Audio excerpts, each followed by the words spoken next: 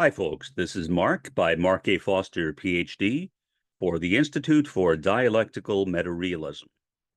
I wanted to talk about a story that I'm sure that many of you are aware of.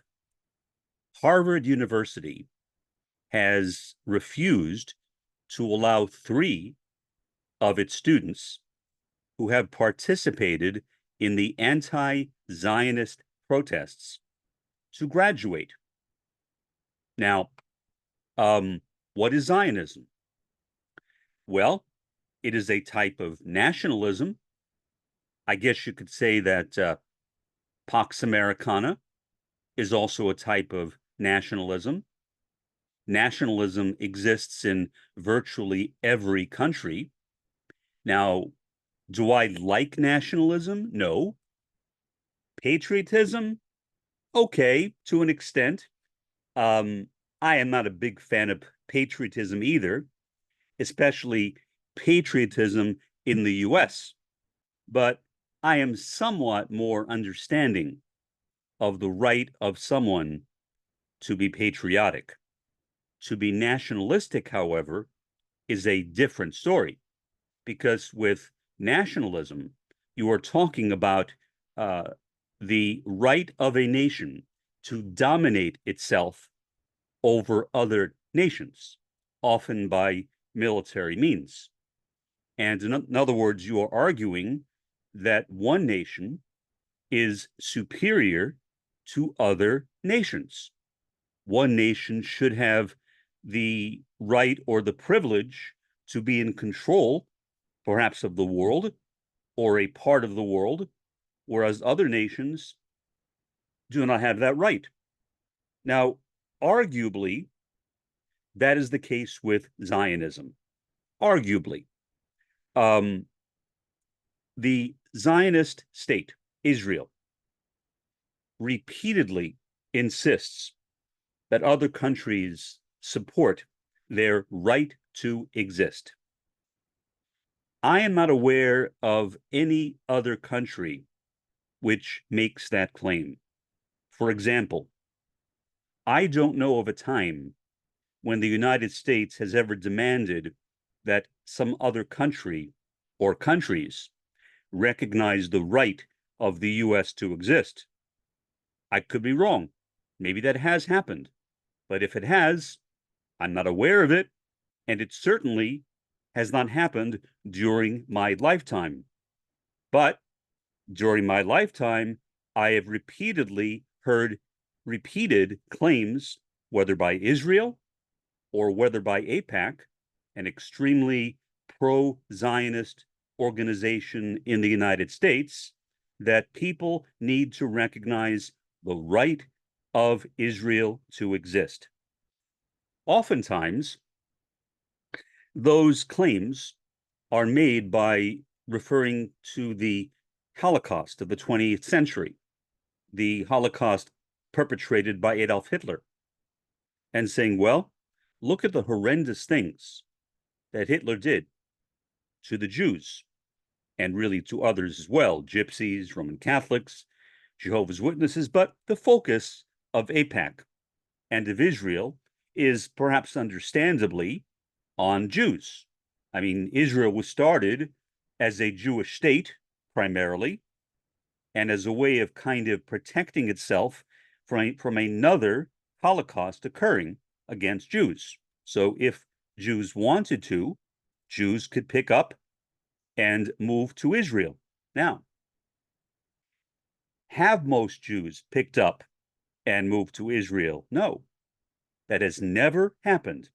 For example, there are more Jews living in my hometown, New York City, than there are living in either Tel Aviv or Jerusalem. And that is just the United States. When you take up all the other countries in the world which have Jewish populations, the number is overwhelming. And so certainly Israel cannot claim to be the representative of all Jews, because it is not. Israel is certainly home to many Jews. It is the only country which claims to be a Jewish state. but in terms of numbers, it does not have the overwhelming majority of Jews in it. And yet, in spite of that, Israel has been successful. Israel has succeeded in repressing any kind of anti-Zionism. Very successful.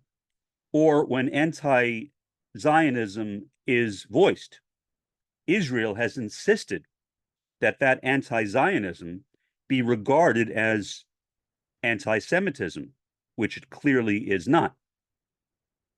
As somebody from a Jewish background, I am very much opposed to anti-Semitism.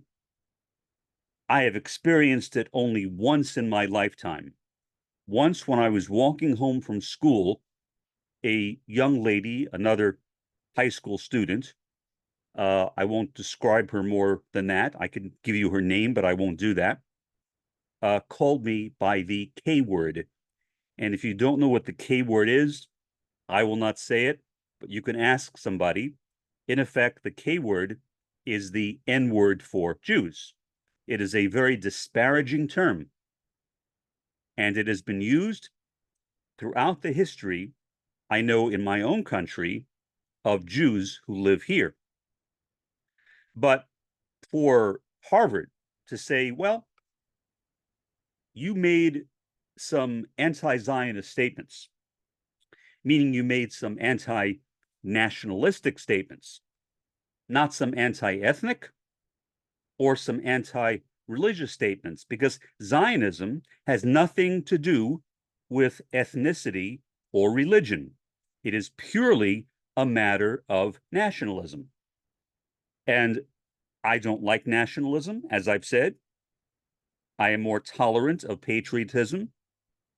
But nationalism, basically, when a country claims that it has the undisputed right, or it should have the undisputed right, to dominate a particular part of the world and to crush other countries which stand in its way, or to crush other regions which stand in its way, which is the reason why there is a Gaza, which is the reason why there is a West Bank.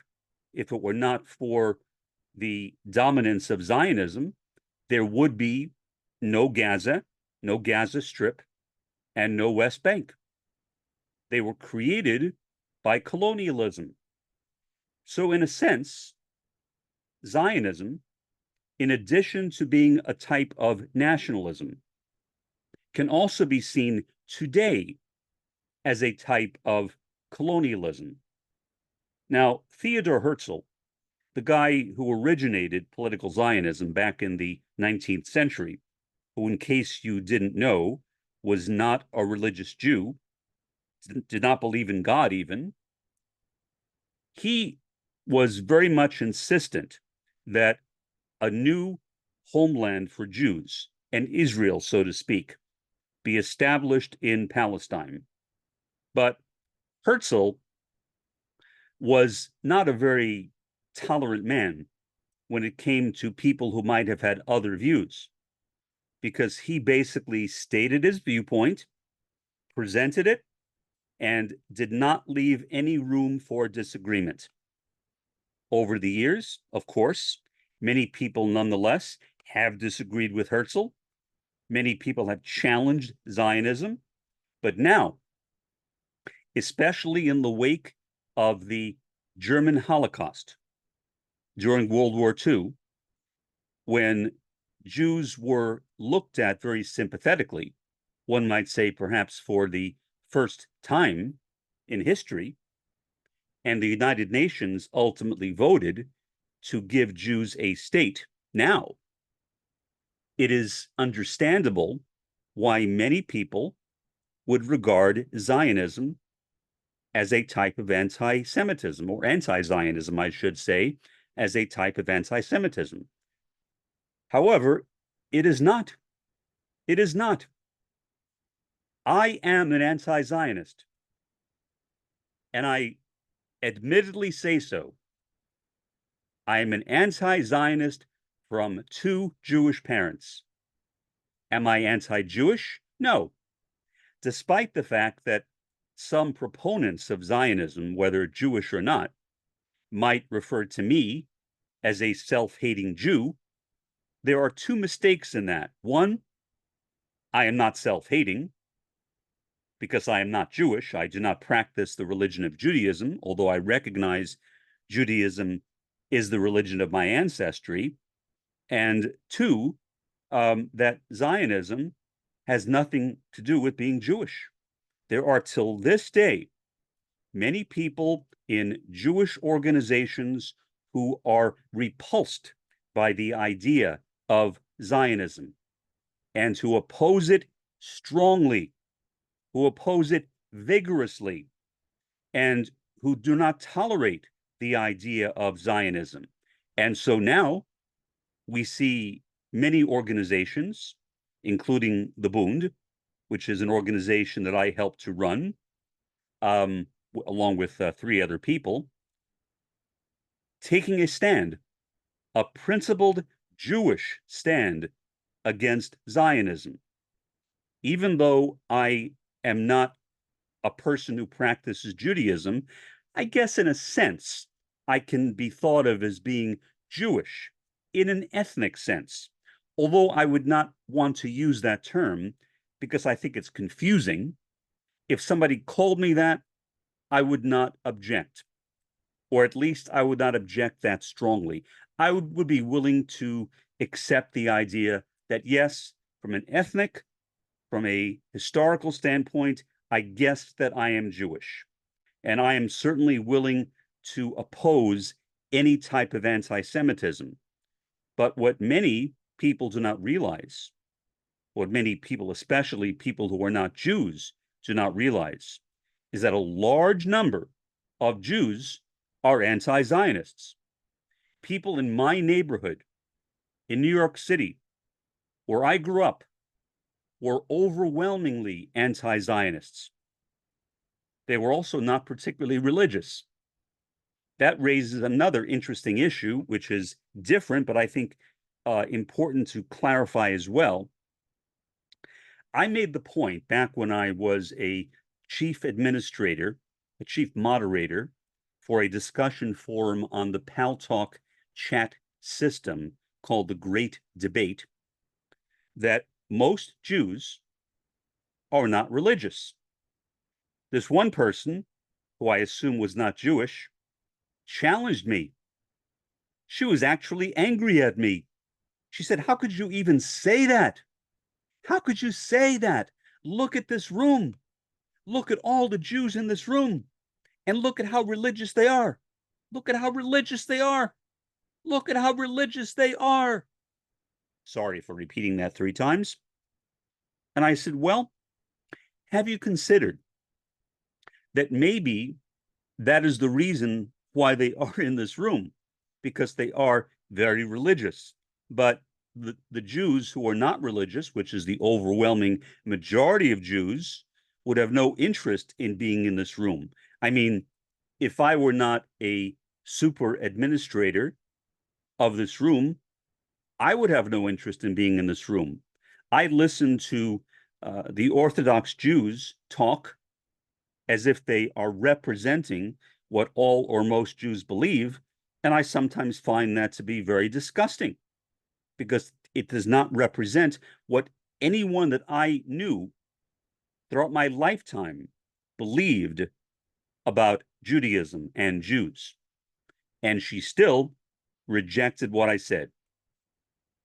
I always hoped that she went to somebody and complained about me. Hopefully, the person she went to was somebody who was more in touch with reality than she was. And that person corrected her and said, well, yeah, he was right. Most Jews are not religious. But her assumption is sadly a very common assumption among people who are not Jewish. I have not seen the same problem among Jews, at least not to the same extent. But a lot of people who are not Jewish think that the vast majority of Jews are not only religious Jews, Orthodox Jews, but Zionists as well. Tell you a story. Years ago, maybe 20 years ago, I got a call from the local branch of the Unification Church, aka the Moonies, and I had a relationship with the Unification Church as a sociologist of religion. I studied them, and they invited me out for a meal, and I willingly went. I mean, they had taken me on trips to Quebec City and other places, and so I saw nothing wrong with going for a meal with them in Kansas City, Missouri, just traveling over the state line from Kansas. So I went there, but once I got there, I found out the real reason they were inviting me, and that was because this Korean man was traveling around the United States with a number of Japanese women, trying to marry them off to Americans. And his English was passable. It's okay. I could understand what he was saying. I had to listen closely to him, but I could understand him.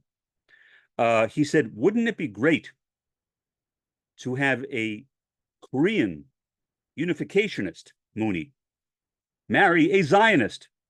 And he meant me. And so I said to him, what makes you think that I'm a Zionist? And he kind of grinned in a sort of nervous way. I wish I would have pursued that more. I let it drop. I should not have let it drop. I should have repeated what I said. I said, listen, you need to answer my question to my satisfaction, or else I am walking out the door of this restaurant. What makes you think that I am Jewish? Or Zionist, I should say. Now, I don't know what he would have said because I didn't do that. I decided to drop it. I didn't want to create a fuss over the whole thing. Maybe that was the right thing to do. But the way I am now, I guess I'm more cantankerous now than I was back then. And if that situation were to happen today, I suspect I would say what I just said. No, you need to tell me what makes you think that I am a Zionist.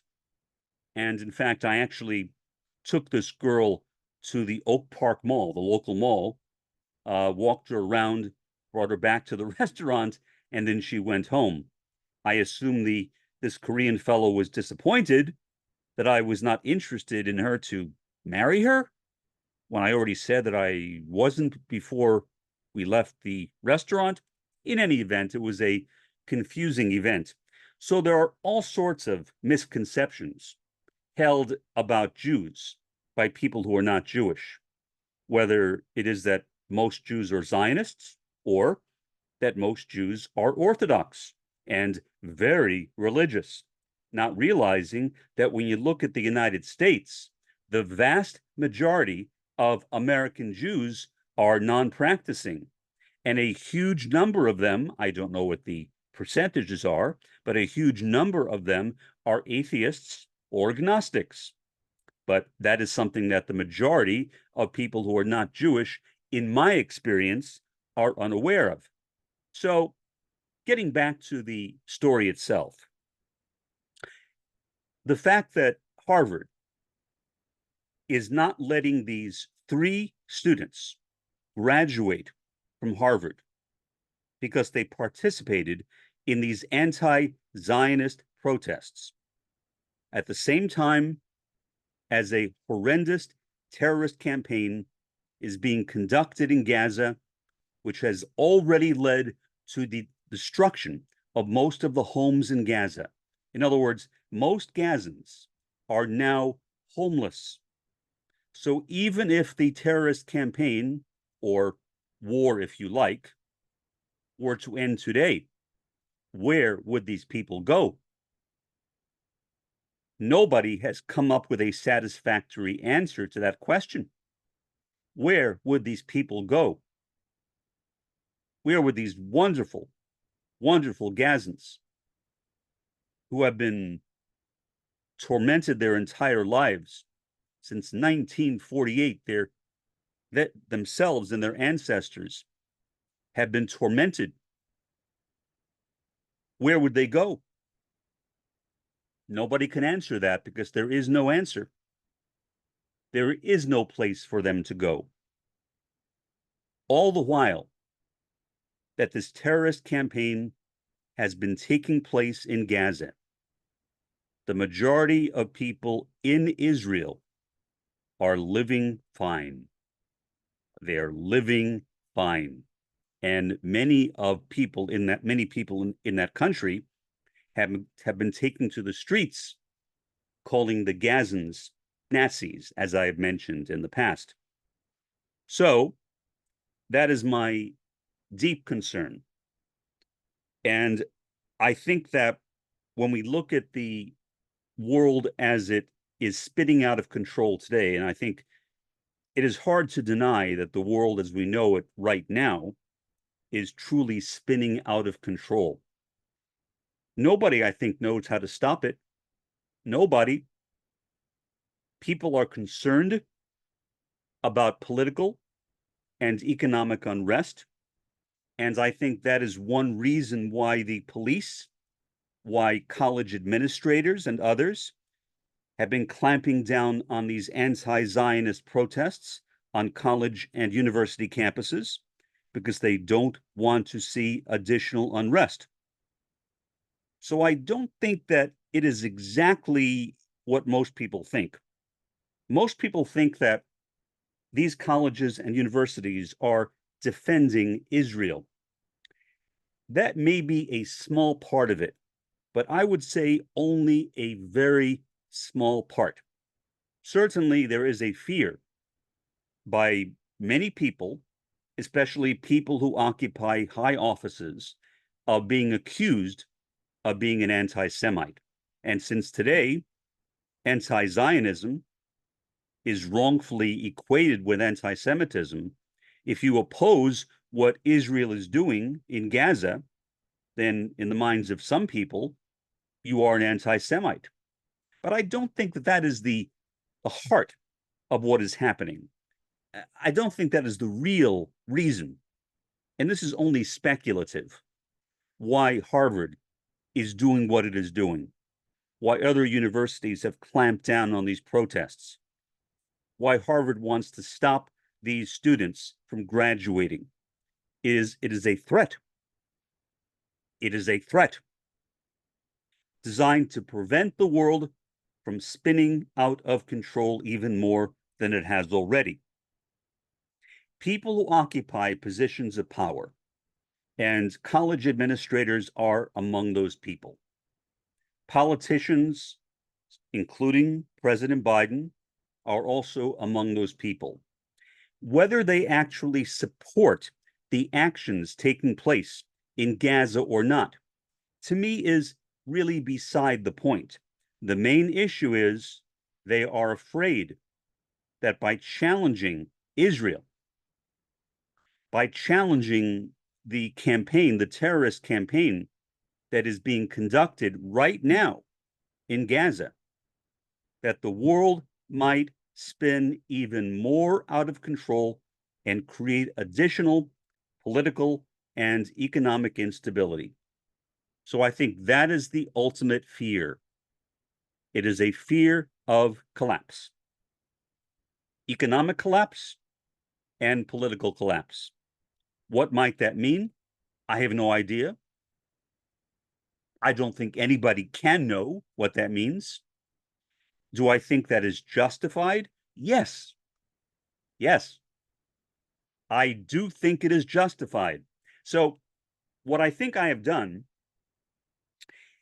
is I think I have discovered through constant reflection the real reason, or the underlying reason, the most important reason why people have been defending Israel and Zionism so much. It is not so much because it wants to defend Israel and Zionism, although obviously it takes that form. It is because it wants to keep the world from collapsing. And again, with all of the problems that are taking place in the world today with the political problems, the economic problems, the potential problems that might occur in November, no matter who is elected president in the United States. If Trump is elected, that will bring with it a whole host of problems. If Trump is not elected, that might also bring with it a whole host of problems, namely people going back to take back the vote. Whatever happens in November, and November is only a few months away, that will cause immense problems, I think, in the most powerful country in the world, the US. And so I think that is the real story. The real story is not one of defending a particular country or defending a particular kind of nationalism. That's a sidetrack that may have some importance to some people, to people who are extremely Zionist, like, for example, AIPAC in the United States. That may be a concern that they have. But do most politicians, do most business leaders, do most administrators of universities and colleges care about that? I can't imagine why. Maybe some do, but I don't think that is the primary concern. The primary concern is global stability, economic and political stability. And that is what threatens to happen. And so the reason, I think, for keeping these students, these 3 students, from graduating, although I think they will graduate anyway, because the matter will go to court, it'll be challenged, and eventually Harvard will be forced to give these students their diplomas. So I don't think that is a real serious issue. But the question is, why are they doing it? And it is not, in my opinion, what most people think. It is to preserve economic and political stability. If you disagree with me, and that is fine, maybe I'm wrong. I have been wrong in the past. Leave a comment in the comments section, which is below the discussion section, which is below this video, and I will respond to it. For the time being, this has been Mark, by Mark A. Foster, Ph.D., for the Institute for Dialectical Meta-Realism. Have a pleasant day and an even better day tomorrow.